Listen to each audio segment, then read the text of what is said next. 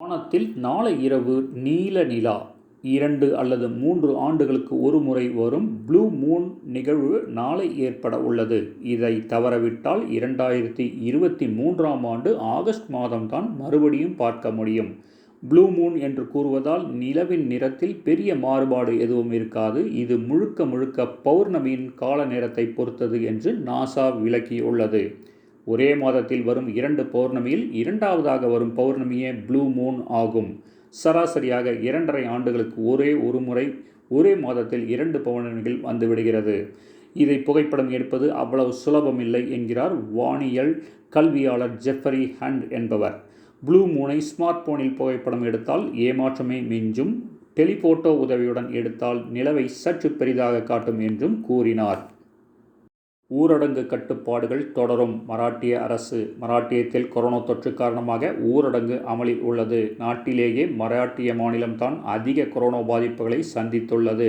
இதில் நேற்று வரை மாநிலத்தில் 16,66,668 பேர் கொரோனா தொற்றால் பாதிக்கப்பட்டுள்ளனர். 43,710 பேர் பலியாகியுள்ளனர். நேற்று மாநிலத்தில் புதிதாக 5,902 பேர் பாதிக்கப்பட்டுள்ளனர். கடந்த சில வாரங்களாக பாதிப்பு எண்ணிக்கை குறைந்து வருகிறது. மராட்டியத்தில் ஊரடங்கை அடுத்த மாதம் 30ஆம் தேதி வரை நீட்டித்து மாநில அரசு நேற்று அறிவித்தது. இதில் புதிதாக எந்த தளர்வுகளும் அறிவிக்கப்படவில்லை. அதே நேரத்தில் தற்போது நடைமுறையில் உள்ள கொரோனா ஊரடங்கு கட்டுப்பாடுகள் நவம்பர் 30ஆம் தேதி வரை தொடரும் என்றும் அறிவித்துள்ளது. பப்ஜி விளையாட்டிற்கு இன்று முதல் தடை. பப்ஜி விளையாட்டிற்கு இந்தியாவில் தடை விதித்து கடந்த மாதம் மத்திய அரசு உத்தரவு பிறப்பித்திருந்தது. ஆனால் பிற சீன ஆப்களைப் போல் இல்லாமல் ஏற்கனவே பப்ஜி ஆப்பை தனது மொபைல் மற்றும் கணினியில் பதிவிறக்கம் செய்து வந்தவர்கள் அதனை தொடர்ந்து உபயோகித்து வந்தனர். இந்தியாவில் மட்டும் பப்ஜி விளையாட்டில் சுமார் 5 கோடி பேர் ஆக்டிவ் பயனாளிகளாக இருந்தனர். பப்ஜி விளையாட்டிற்கு அடிமையானவர்கள் தற்கொலை செய்து கொள்ளும் சம்பவங்கள் அதிகரித்து வந்த நிலையில் மீண்டும் பப்ஜி விளையாட்டை இந்தியாவிற்குள் கொண்டு வரும் முயற்சியில் தென்கொரிய நிறுவனம் ஈடுபட்டதாக கூறப்பட்டது. இன்று முதல் இந்தியாவில் உள்ள பயனாளிகளுக்கான அனைத்து சேவைகளும் நிறுத்தப்படும் என பப்ஜி மொபைல் ஆப் கேம் நிறுவனம் தெரிவித்துள்ளது.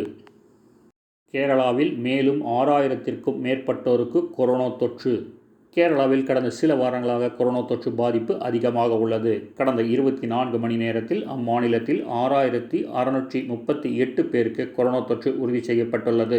கொரோனா தொற்று பாதிப்பில் இருந்து 7,928 பேர் குணமடைந்துள்ளனர். மாநிலத்தில் தொற்று பாதிப்புடன் 90,000 பேர் சிகிச்சை பெற்று வருகின்றனர். கேரளாவில் கொரோனா தொற்று பாதிப்பால் இதுவரை 1,457 பேர் உயிரிழந்துள்ளனர். இந்தியாவில் 80,88,851 பேருக்கு கொரோனா பாதிப்பு. மத்திய சுகாதாரத்துறை வெளியிட்ட தகவலின்படி இன்று காலை இந்தியாவில் கொரோனாவில் பாதிக்கப்பட்டவர்களின் மொத்த எண்ணிக்கை 80,88,851 உள்ளது. கடந்த 24 மணி நேரத்தில் 48,648 பேருக்கு கொரோனா தொற்று உறுதி செய்யப்பட்டுள்ளது. 583 பேர் மரணமடைந்துள்ளனர். இதன் மூலம் கொரோனா வைரஸால் உயிரிழந்தோரின் எண்ணிக்கை 1,21,090 உயர்ந்துள்ளது. கொரோனா பாதிப்பில் இருந்து குணமடைந்தவர்களின் எண்ணிக்கை 73 லட்சமாக உயர்ந்துள்ளது. நேற்று மட்டும் 57,386 பேர் குணமடைந்துள்ளனர். முகக்கவசம் அணியாதவர்களுக்கு நூதன தண்டனை. நாட்டிலேயே மகாராஷ்டிராவில் தான் கொரோனா பாதிப்பு அதிகளவில் உள்ளது. குறிப்பாக தலைநகர் மும்பையில் அதிகம் பேர் தொற்றால் பாதிக்கப்பட்டு வருகின்றனர். தடுப்பூசி வரும் வரை முகக்கவசம் தான் கொரோனா தடுப்பு மருந்தாக கருதப்படுகிறது. மும்பையில் முகக்கவசம் அணியாதவர்களை சாலையை சுத்தம் செய்ய வைக்கும் நூதன தண்டனை வழங்கப்பட்டு வருகிறது. முகக்கவசம் அணியாதவர்களிடம் 200 ரூபாய் அபராதம் வசூலித்து வருகிறோம். இதில் அபராதம் செலுத்த மறுப்பவர்கள் மற்றும் ஊழியர்களிடம் தேவையின்றி வாக்குவாதத்தில் ஈடுபடுபவர்களை சாலையை சுத்தம் செய்தல் போன்ற சமூக பணிகளில் ஈடுபட வைக்கிறோம் என்று மாநகராட்சி உதவி கமிஷனர் விஸ்வாஸ் மோதே கூறினார். துருக்கியில் பயங்கர நிலநடுக்கம். மத்திய கிழக்கு நாடுகளில் ஒன்றான துருக்கியில் சக்தி வாய்ந்த நிலநடுக்கம் ஏற்பட்டுள்ளது. இந்த நிலநடுக்கம் ரிக்டர் அளவில் 7 பதிவானது. ஏகியன் கடற்கரை பகுதியில் ஏற்பட்ட நிலநடுக்கத்தால் துருக்கியின் மேற்கு பகுதிகள் குலுங்கின. பல கட்டிடங்கள் சேதமடைந்ததாகவும் செய்திகள் வெளிவந்துள்ளது. நிலநடுக்கத்தால் இஸ்மீர் நகரில் கட்டிடங்கள் குலுங்கின. இதனால் அச்சமடைந்த மக்கள் தெருக்களில் தஞ்சம் புகுந்தனர். நிலநடுக்கத்தால் ஏற்பட்ட சேதம் குறித்த தகவல்கள் இன்னும் தெளிவாக வெளியிடப்படவில்லை. ஏகன் நகருக்குள் கடல் நீரும் ஊருக்குள் புகுந்ததால் மக்கள் மிகுந்த அச்சத்தில் உள்ளனர். பிரபல வழக்கறிஞர் ஹரீஷ் சால்வேக்கு லண்டனில் நடந்த மறுமணம். இந்தியாவைச் சேர்ந்த பிரபல வழக்கறிஞர் ஹரீஷ் சால்வே மகாராஷ்டிராவைச் சேர்ந்தவர்.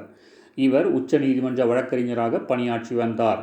இந்தியாவின் சொலிசிட்டர் ஜெனரலாக 1999ஆம் ஆண்டு முதல் 2002ஆம் ஆண்டு வரை பணியாற்றி வந்தார். பின்னர் லண்டனுக்கு அழைக்கப்பட்ட ஹரீஷ் சால்வே அங்கு குவீன்ஸ் கவுன்சிலில் நியமிக்கப்பட்டார்.